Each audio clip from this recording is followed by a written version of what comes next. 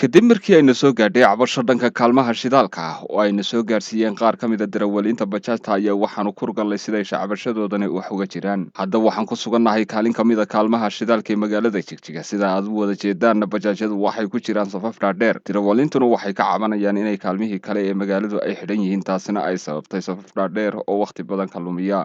waxa sababay kaaliyo shidaal ma shubay kaalmiyo wala xidhan hal kaalin baa shubaysa kaalintana selfie waxa la galayaa wareeg dheer. Dhinaca kale waxaa la sheegay inay jiraan booyado si kootarabaand ah deegaanka uga saaraya shidaalka, taasina ay sababayso cidhiidhi ka jira dhinaca bensiinka.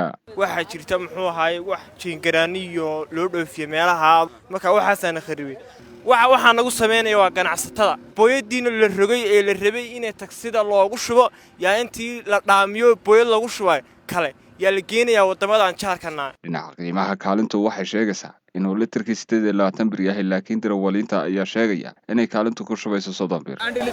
Imisa ayaad ku shubaysaa shidaalka? 28 bir ayaan ku shubayaa, laakiin waxaad ku iibinaysaa 30 bir.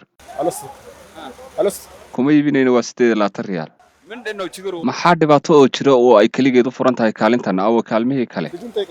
wiilkaas weydii. 30 riyaal ilaa hadda xilligaasan ka baxaya. intaasi kadib waxaanu toos u aadnay xafiiska ganacsiga gaadiidka ee heer deegaan, waxaana waraysi kala yeelanay wasiirka xafiiska ganacsiga iyo gaadiidka mudane Malow Ibrahim Cabdi. waxaana hadaladiisii ka mid ahaa waraysigaasina u dhacay sida tan. shidaal yari wax la horta ma jiraan hadda dhibaatada xagga baansiilka weeyaan. xagga baansiilka soo yar deegaan macna soo gala deegaankeena aad iyo aad buu yar yahay. adigu dhowr kaalmood ayaa keenta. kaalmuhuna inta ugu badan waxay ka ganacsadaan baansiilka ma aha waa naaftada weeyaan. meesha total masaajidka masjidka magacteeda tuga ku yaala waa shaqaynaysaa. habeen maalin aniga kormeer baan ku nahay. waxa ku yaala magaalada Jigjiga 17 kaalin shidaal 17 toddobaadkii waa la shiraa. intii loogu talay bareeski loogu talay kelimoyaan barees kale wax kale santiim kale lagu diri karana ma jirto. maraan weydiinay qiimaha halka litir ee shidaalka bensiinta u jaangooyeen ka xafiis ahaan inta uu yahay. bensiinka way taala oo hadda qiimaha hadda way taala oo hadda kulli qiimuhu way yaalaan. waa barees macnaha federaalku soo go'aamiyay weeyaan. fixed macnaha loo go'aamiyay weeyaan. ma ayna wax aan la iska sameysanayn ma aha. dabcan waan ogahay xaqiiqada oo dhigsan bil walba 3 bilood mar laakiin ku dhaqankeedii ayaa meesha ka baxday oo dadkii ku dabagelaya shaqada hoosaadka ahaa ayaa iyagu inay musuq ku jiraan looga shaqsiin lagu tuumaya. waxaan u taagnaa isagoo 28 riyaal baan kaga ugu shubayaa ilaalinka kaalintu, balse ka qaadaya hortayda 30 riyaal. wiilka kale markaan weydiiyey bajaajlaha 30 riyaal biga qaaday buu leeyahay. arrintaasi halkeeda wax ka mid madow ka jira. okay taas kulli waa tuugnimada ka socota meesha tan. taasna wixii ku lug leh iyo kaalinta waxa sameysaba talaacad baanu ka qaadi doonaa. waayo dawladdu waxay lacagta ugu kabaysaa inaan umada shidaalka lagu qaaleeynin weeyaan. xeer hoosaadka shidaal ay sameysteen ee aan anagu la soconahay ma jirto, laakiin tara wax la dhahay anagu xafiis ahaan wax ilaahay waraan ka warqabno malaha. 24 hours waa inay kaalmo shaqeeyaan. bareesyada wixii hadda bareesyada loogu talagalay maahay bareesyada kale sameynaya ee hadda culeysku umada sii saarayana taasna sharci cad ayaa laga qaadi doonaa haddii ilaahay. dadkii aan waraysanay cabashadooda waxaa ka mid ahayd inay arrintani ku eg tahay Jigjiga oo kaliya. dhibaatadana waa dhibaato u khaas ah magaalada Jigjiga, ma aha deegaanka lama qabo. iminka baabili haddaad gaadho, herar haddaad gaadho, dirdhaba haddaad tagto, dhammaan shidaalku kaalin kastaba bajaajtu way galaysaa. 8 litir ay qaataba waa loo buuxinayaa oo dhaqaaqaysaa. kaalmahan magaalada Jigjiga waxaan maleeyaa kaalintan lock baa la yidhi bajaajta u shaqaysa kaalmaha kale meel kale malaha u shaqeeyantay. balse wasiirka ayaa dhankiisa sheegay inay arrintani kala siman yihiin deegaanada kale. baansiil yaridaas guud ahaan bay u jirtaa, ma aha deegaankeena oo kaliya. taas baansiil yarida way jirtaa. haddaba annagoo sii wadana ukuurgalka arrintani ayaa waxaanu gaadhnay magaalooyinka Harar iyo Diridhaba. Magaalada Harar markaanu gaadhnay cabaar nasashaha kadib waxaanu soo indhaynay kaalmaha shidaalka iyo qaabka ay shaqadoodu u socoto. Sida aad u jeedaana waxaa lagu jiraa safaf dhaadheer, kaalimaha qaarkood way xidhan yihiin. Magaalada Harar kadib waxaanu gaadhnay magaalada Diridhaba. waxaanu soo indhaynay kaalmaha Diridhaba iyo qaabka ay shaqadu u socoto.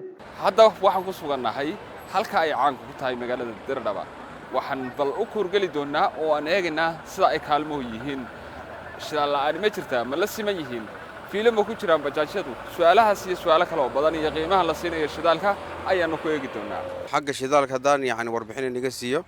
shidaalka kaalmaha qaar ayagoo haya ay xidhayaan, kolba mid baa furayso ay ku tartaraysanayaan. dhibaatada way soo raagtay ilaa 3 bilood hadda ayaan ku rafaasanahay. dhinaca kale waxaanu waraysi kooban la yeelanay oo aanu gaadhnay magaalada Diridhaba. madaxa xafiiska ganacsiga iyo warshadaha iyo maalgashiga ee maamulka magaalada Diridhaba mudane Cabdi Mukhtaar Muume waana kan isagoo ka warbixinaya arrintan shidaalkan Diridhaba ahaan kaligeeda ma aha Itoobiya ahaanba dhibaato ku jirto. taas dhibaato weyn oo iyadoo ku jirto, laakiin Diridhaba ahaan anagu gooni oo shaawul badan ayaan qaban maalin kasta.